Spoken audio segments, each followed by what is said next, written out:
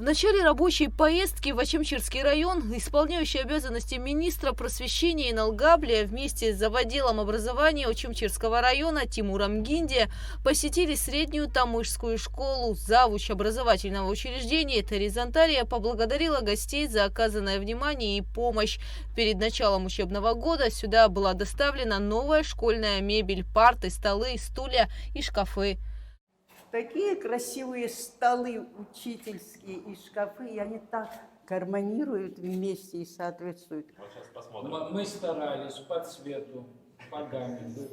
И фурнитура, которая поставщик, он обещал, что они будут с наводчиками и так далее. То есть мы по Санпину смотрели, не просто так столы сделаны, шкафы. Видно, Да, как должно быть. Тамышская школа была построена в 1978 году. До войны здесь было много учащихся. В каждом классе обучались до 30 человек. Кабинеты были оборудованы, а само здание находилось на обслуживании белорусского хлопчатобумажного комбината. Во время боевых действий на образовательное учреждение упал снаряд. Оно чудом сохранилось.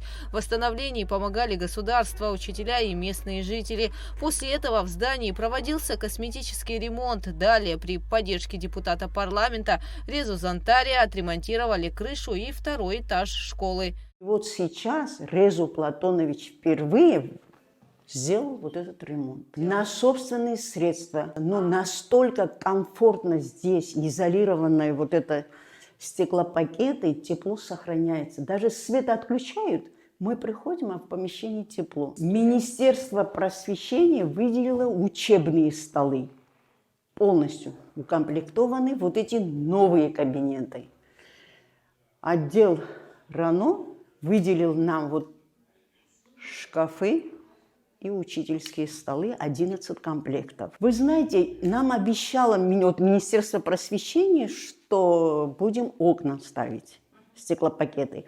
Если нам установят стеклопакеты на третьем, на первом этаже, вот тепло, которое на втором, это будет достаточно. В школе также функционирует атом-класс с физико-математическим уклоном, открытый 3 года назад. Учащиеся с большим интересом посещают уроки. Исполняющий обязанности министра просвещения в ходе визита также поинтересовался работой школьного автобуса. Затем направился в среднюю школу села Чгярда, где сегодня обучается 80 детей, среди которых много ориентированных на спорт. Они часто занимают призовые места в спортивных соревнованиях республиканского масштаба. Но на протяжении долгих лет здесь не было спортзала. Учащиеся занимались физкультурой во дворе. По инициативе и при поддержке руководства страны летом прошлого года в школе была построена спортивная и воркаут-площадки с тренажерами, турниками и прочим спортивным оборудованием. Сюда могут приходить не только школьники, но и местные жители, все те, кто любит заниматься спортом. Больше всего тебе нравится футбол, играть в волейбол или вот здесь на Футбол. Футбол больше всего любишь, да? Команда у тебя есть своя? Да.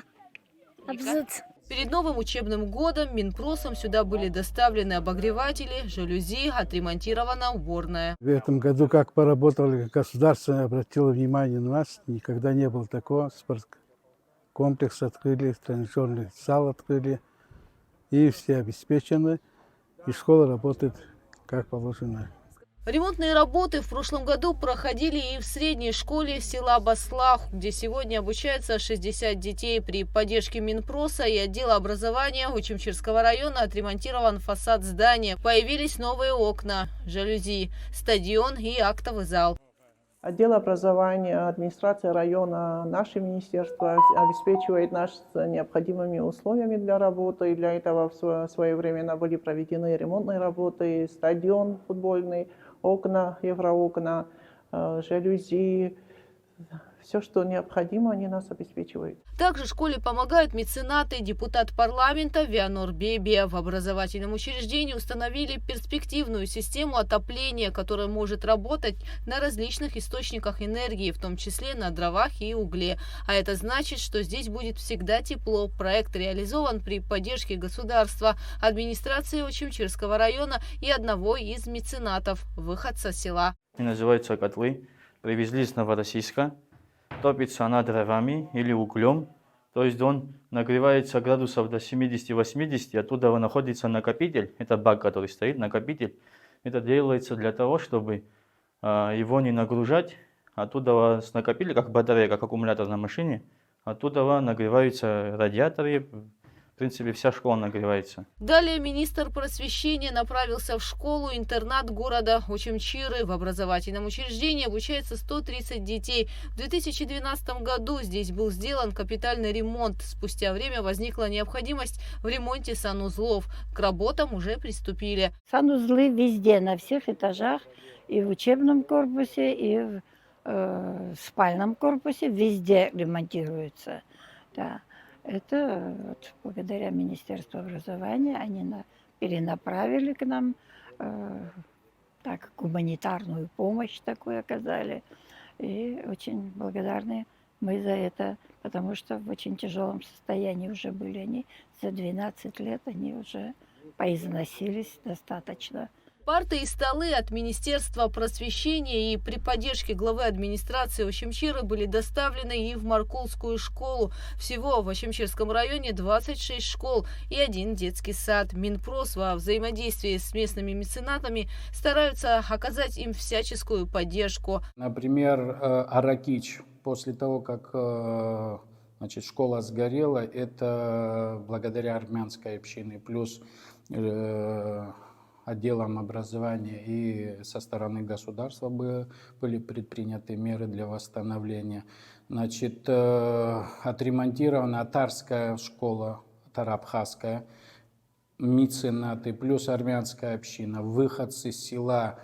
То есть там работа была колоссальная проведена, полностью восстановленная школа. Губская школа, можно сказать, это благодаря выходцам села. Кутол, Ляка Голландия, да, вот благодаря такому человеку. Значит, Джгардинская школа, это отдел образования, плюс глава района. Ну, вот так у нас идут, восстанавливается вторая школа, это полностью приусадебные участки и так далее, там не было забора, спортплощадки. То есть, если ввести Беслахупская школа, то есть те, что я перечислил, школы полностью, насколько это возможно, были реставрированы, плюс жалюзи, парты, спортплощадки, отопительные приборы.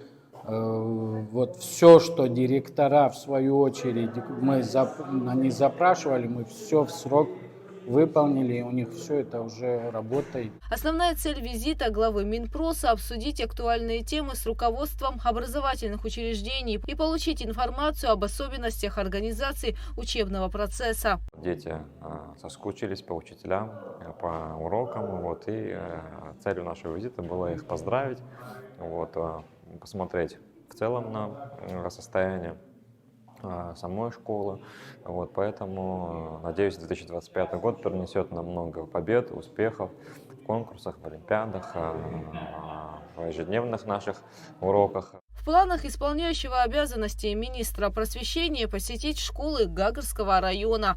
Гугуца Вардани, Нарсол Цулукия, Абхазское телевидение.